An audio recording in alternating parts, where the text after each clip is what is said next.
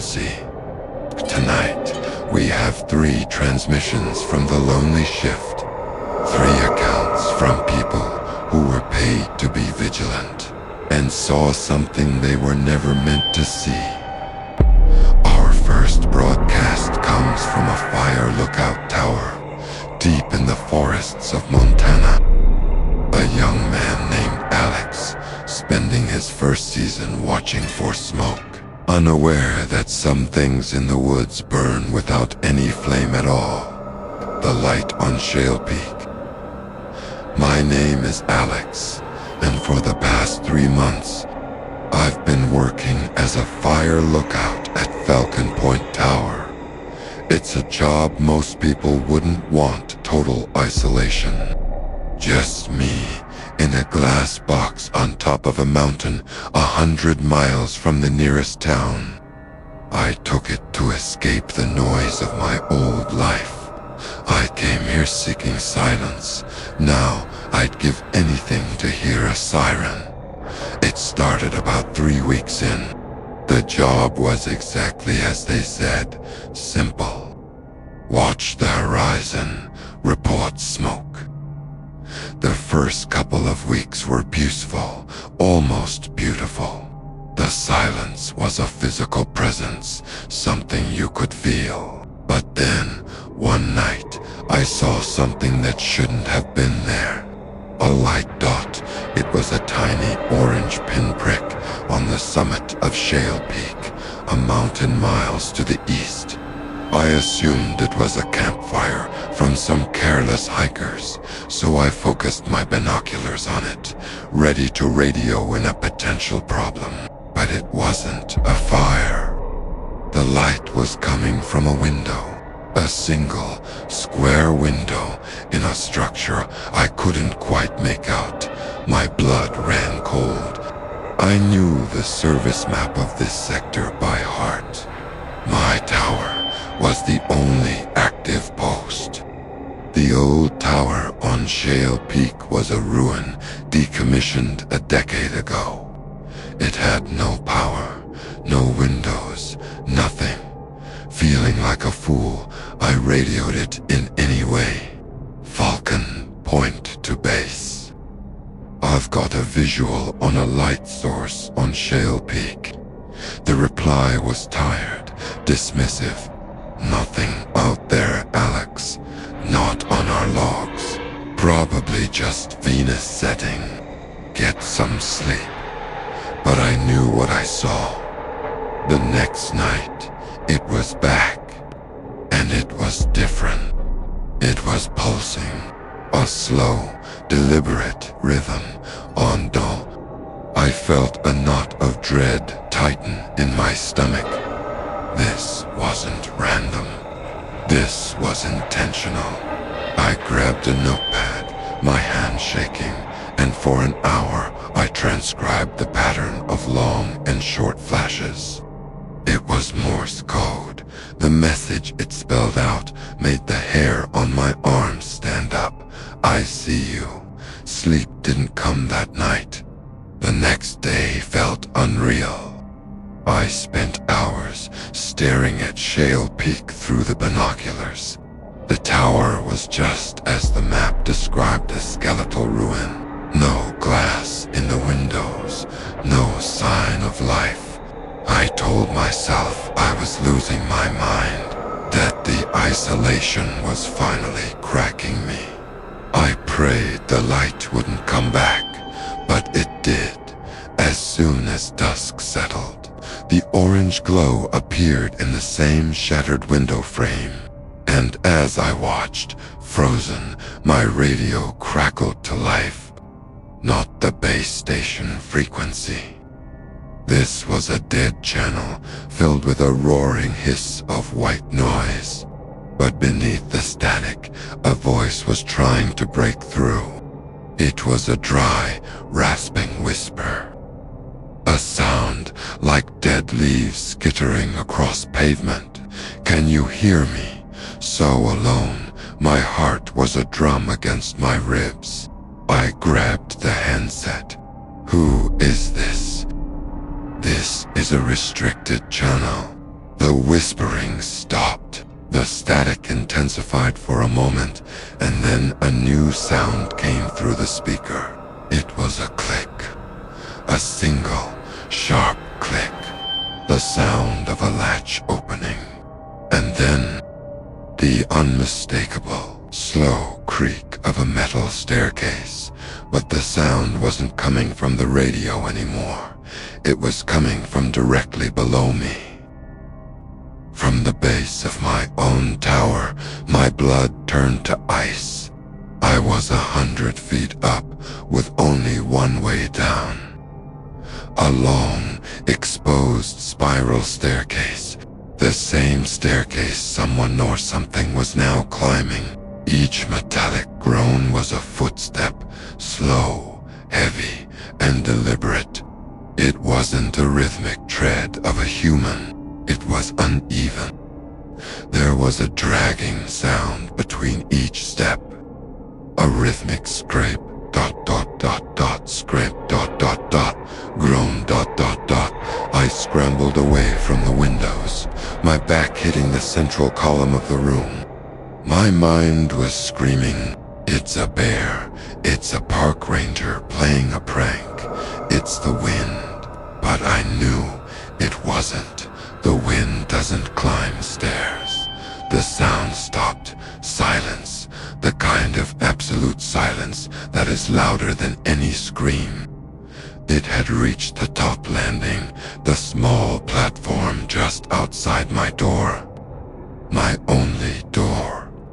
A flimsy pane of glass and an aluminum frame. I held my breath, listening. My eyes were locked on the door's handle. For a full minute, nothing happened. Maybe it's gone. Maybe I imagined it. And then I saw it.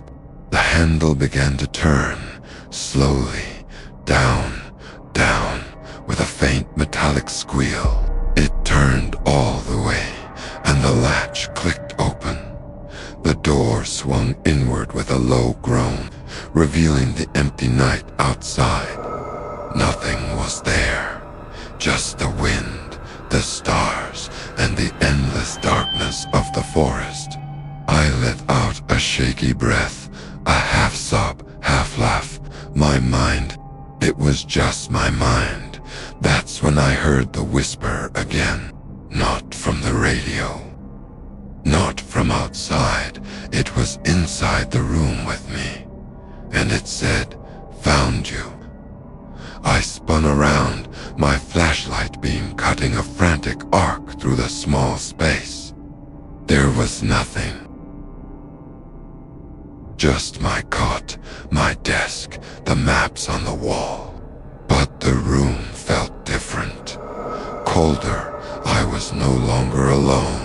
I backed away, my legs hitting the open doorway. My eyes darted around the room, trying to find the source of the voice, and then my flashlight beam fell upon the large map of the forestry, sector tacked to the wall. It wasn't a map anymore. Scrawled across the paper, in what looked like mud or dried blood, were hundreds of words, overlapping, written in a frantic, spidery script. They all said the same thing. "I see you, I see you, I see you, I see you," and in the very center of the map, right over the circle that marked my location Falcon Point Tower, there was a fresh, wet handprint. It was long, thin, and had too many fingers. The door slammed shut behind me. The lock clicked. I was outside now, on the narrow metal platform, 100 feet in the air, with whatever was in my room. I could hear it moving inside, a slow, dragging shuffle. And then a new sound. The scratching of something sharp against the glass, drawing a shape over and over again. I backed away to the railing, my knuckles white as I gripped the cold metal. My only way out was down the stairs it had just climbed. The scratching sound from inside stopped. A moment passed, and then a shape began to resolve in the darkness behind the glass of the door. It wasn't a person. It was tall and impossibly thin, its form barely visible, like heat haze off summer asphalt. But the face was pressed right against the glass. Two huge, dark eyes, perfectly round and devoid of any light, stared out at me. It had no nose, no hair, just a wide, lipless mouth that slowly opened, and a long, pale tongue pressed against the glass. Leaving a trail of condensation, it raised a hand, long and skeletal, and tapped a single, needle-like finger on the glass. Tap, tap, it smiled, a grotesque stretching of its mouth, and its eyes never left mine. I didn't scream. The sound was trapped in my throat, a knot of pure, undiluted terror. I did the only thing I could. I turned and ran. I scrambled down the spiral staircase, my feet slipping on the metal treads. I didn't look back. I couldn't.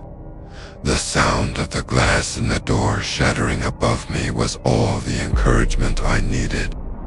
I heard a shriek from the top of the tower, a sound that was half static and half animal agony, and it was answered by a chorus of identical shrieks from the dark woods below. They were all around me. I reached the bottom, jumped the last few feet, and sprinted into the tree line without a thought.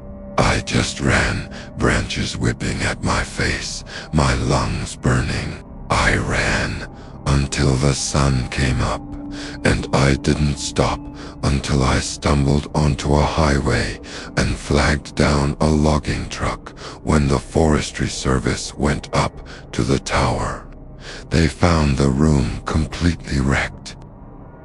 The equipment was smashed, the maps torn to shreds, and the glass on the door was shattered from the inside out. They told me it was probably a bear.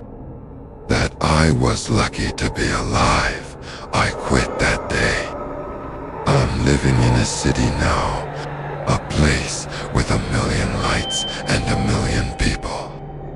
But sometimes, when I'm in my apartment at night and it gets too quiet, I'll see a reflection in the dark glass of my window. A face that's too tall, with eyes that are too round. And sometimes my phone will ring and it'll be an unknown number. When I answer, there's no one there. Just the hiss of static and a dry, whispering voice that says, "Close, close." History 2. The ambulance at Maple Creek. My name is Brenda, and I've been a 911 emergency dispatcher for 15 years. You develop a kind of sixth sense in this job. You learn to hear the truth behind the panic in someone's voice. You learn the difference between a real threat and a prank call in the first 2 seconds. At least, I thought I did, until the call from Maple Creek. It came in at 3:33 a.m. That's a detail that will forever be burned into my memory. The line was almost silent. No screaming, no crying. Just the faint sound of ragged breathing. 911, what is your emergency? I said, my voice in that calm, practiced cadence. A man's voice whispered back, strained and terrified. Please, you have to help me. I'm on the old Maple Creek Road. Okay, sir, what's the situation? Are you hurt? No, Not me. He took a shaky breath. My wife, she's not breathing. We crashed. The car is totaled. My fingers flew across the keyboard, dispatching an ambulance to the location. It was a remote area, a winding road rarely used since the new highway was built. Sir, I have an ambulance on the way. Can you tell me what happened? A deer, he said, his voice trembling. It ran out in front of us. I swerved. We hit a tree. He started to sob quietly. I woke up a few minutes ago. The engine was cold. I don't know how long we've been here. Her name is Sarah. She's so still. I tried to keep him on the line, to keep him calm. The protocol is to attempt to guide him through CPR, but he was too distraught. He just kept whispering her name over and over. Sarah, I'm so sorry. 10 minutes later, the ambulance radioed in. Dispatch, this is Unit 7. We're on Maple Creek Road. We have a visual on the vehicle. It's bad. Copy that, Unit 7. The husband is on the line with me now. His wife is unresponsive. There was a pause on the other end. The paramedic's voice came back, but it sounded different. Confused. Dispatch, can you confirm the husband is on the phone? Affirmative, Unit 7. I'm speaking with him right now.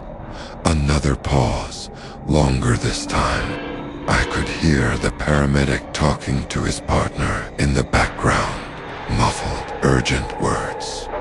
Then he came back on the radio. Dispatch. The male victim is deceased. He's behind the wheel. The coroner's office is going to have to estimate time of death, but ma'am, judging by the state of the body, this man has been dead for several hours, maybe longer. I froze. My screen still showed the active call. I could still hear the man whispering on the other end of the line. She's so cold, he sobbed. My own blood felt like ice water in my veins. My throat was dry. Unit 7, I said, my voice barely a whisper. Are you sure? 100% dispatch. There's no question. He's been gone a long time. I looked at the phone line. The timer was still running. The connection was still live. The ragged breathing was still there. And as I listened, the man on the phone started to speak again, but his voice was changing. It was becoming clearer, less distraught, calmer. The ambulance is here, he said. His tone was now flat, conversational. They're walking over to the car. They look confused. I couldn't speak. I was paralyzed. They're looking at me now. The voice on the phone continued, a note of strange amusement creeping in. The paramedic is talking on his radio. I think he's talking to you. A soft chuckle came through my headset. He seems to think I'm dead. The paramedic's frantic voice crackled over the radio. Dispatch, get the police out here now. Something's wrong. The wife, the female victim, she's not in the passenger seat. She's in the back. What's her condition? Unit 7. I managed to ask, my heart pounding. She's alive. She's unconscious, but she's breathing. But that's not dispatch. Her whole body is covered in bite marks. At the exact same moment, calm, dead man's voice on my phone said, "It took me a while to chew through the seatbelt, but I'm finally out of the car. I'm so hungry. I'm so hungry." My headset went from a source of information to a torture device. On one channel, I had the panicked, screaming voice of my paramedic, and on the other, the calm, predatory monologue of the dead man. "Get back in the vehicle." The paramedic screamed over the radio, his voice strained with terror. "Johnson, get back now." I heard a grunt, a wet, tearing sound, and then a gargled scream that was abruptly cut short. The dead man's voice on my phone chuckled, a dry, guttural sound. "He's fast," the voice said, "but I'm faster. I've had a lot of time to build up an appetite. Unit 7, what is your status?" I yelled into my microphone, my hands shaking so violently I could barely press the button. "What is happening?" The only reply from the radio was a sickening, rhythmic, crunching sound. The voice on the phone spoke again, its tone now intimate, as if it were right next to my ear. "Don't worry about them, Brenda. They were just the appetizer." I stopped breathing. He said my name. I had never said my name. It wasn't part of the protocol. How do you know my name?" I stammered. The crunching on the other line stopped. On my phone line, there was only the sound of that slow, ragged breathing, but it was getting closer, clearer. It sounded less like it was coming through a phone, and more like it was coming from the other side of my desk. The voice whispered, "It's final transmission. Because, Brenda, I'm the one who's been causing all the little accidents tonight. All the lonely crashes on all the lonely roads. And now that I know where the ambulance comes from, I know where to go for the main course. I'll see you soon." The line went dead. I ripped the headset off my ears and threw it across the room. I stared at the door to the dispatch center, at the darkened hallway beyond the glass. For the rest of my shift, every shadow, every flicker of the lights, every distant footstep was him coming for me. I don't work there anymore. I can't. Some nights, I still wake up at 3:33 a.m. to the sound of a phone ringing somewhere in my house, even though I unplug everything before I go to sleep.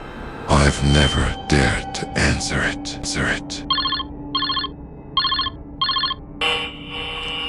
History 3. The positions at Northgate Mall. You can call me Frank. For the last 2 years, I've been a night watchman at the Northgate Mall. It sounds like the easiest job in the world, right?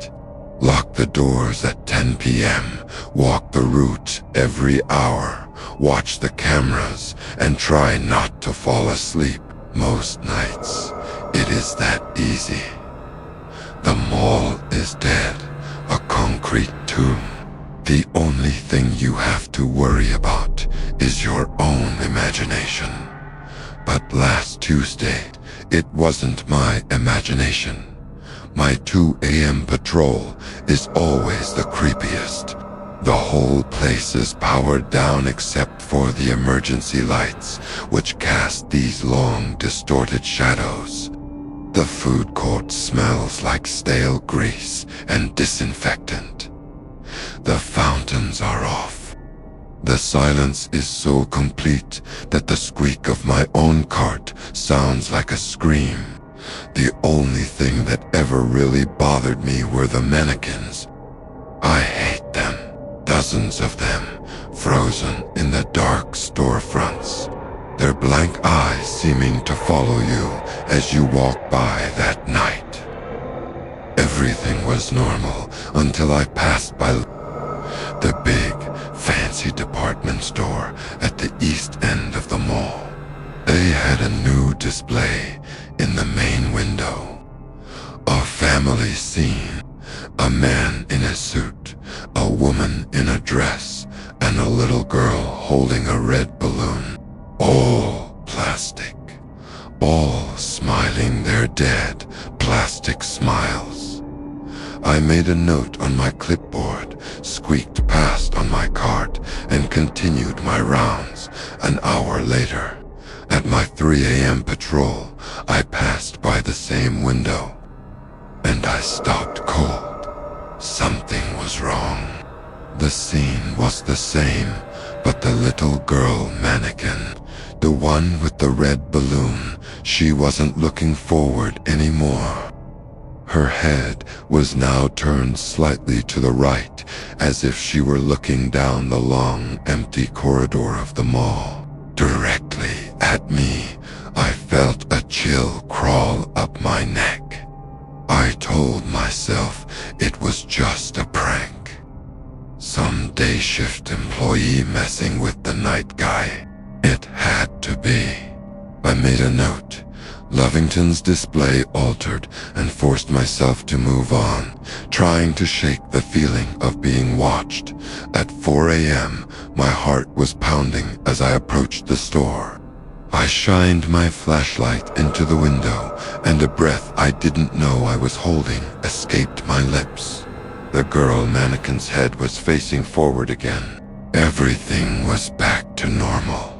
I laughed at myself, a short, nervous bark of a laugh that echoed in the empty space. I was just tired, letting the place get to me. Then my flashlight beam drifted to the right, to the male mannequin. The father. He had been standing beside the female mannequin. Now, he was gone from the display. I swept my light across the darkened storefront behind the glass, my heart beginning to hammer again. He wasn't there then. I saw him. He was at the far end of the store, deep in the shadows of the men's formal wear section. He was standing perfectly still, but he was facing the interior of the mall. Facing me. I couldn't understand it. How could anyone get in, move a 50-pound mannequin across the store, and get out without setting off a single alarm? I spent the next hour in the security office, my eyes glued to the monitors. I rewound the footage for Lovington's at 3:17 a.m., exactly 17 minutes after I had passed by. The camera feed for that section of the mall flickered just for a second. When the image returned, the male mannequin was in its new position. No person, no entry, nothing. Just a flicker of static, and then it had moved. The rest of the night was quiet. I convinced myself the cameras were glitching, that the prankster knew how to exploit a blind spot. The next night, I was on edge.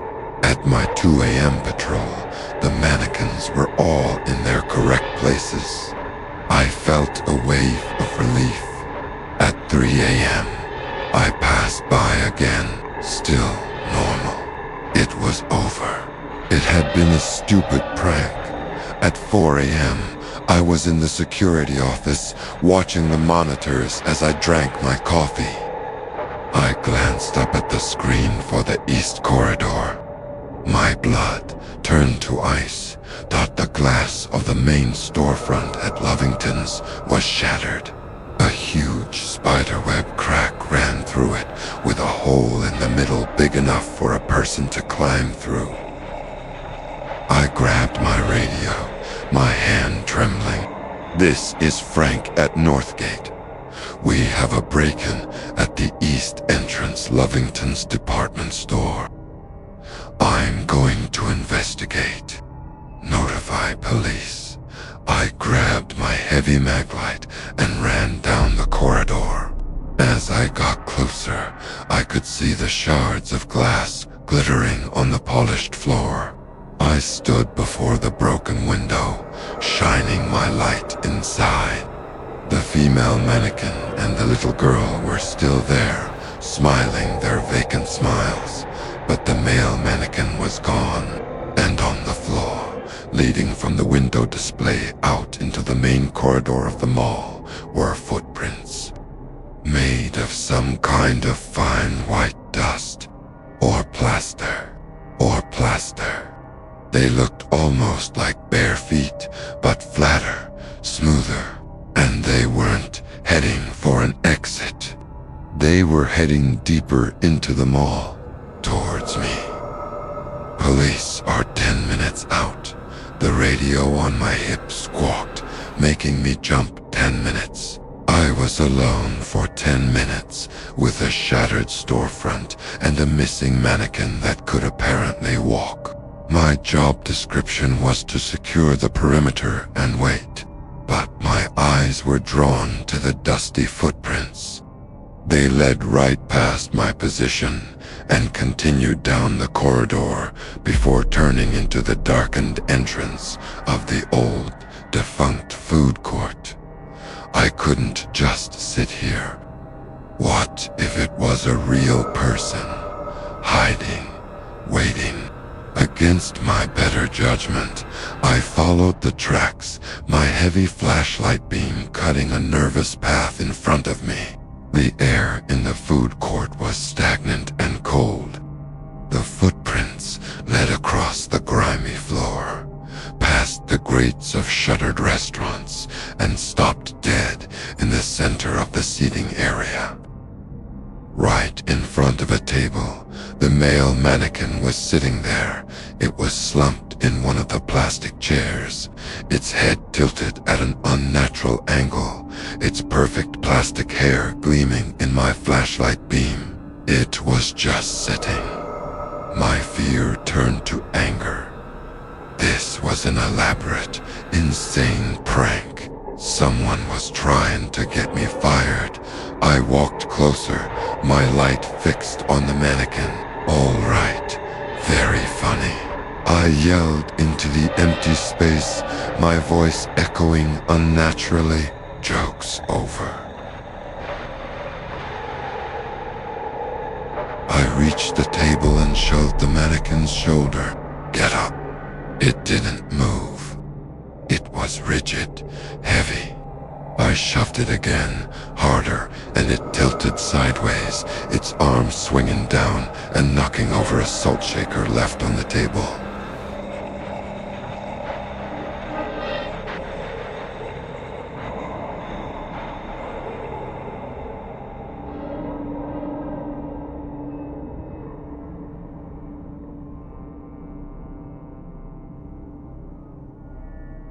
The mannequin slid off the floor in a heap of plastic limbs, and as it fell, its head popped off its neck and rolled across the grimy tiles, coming to a stop right at my feet.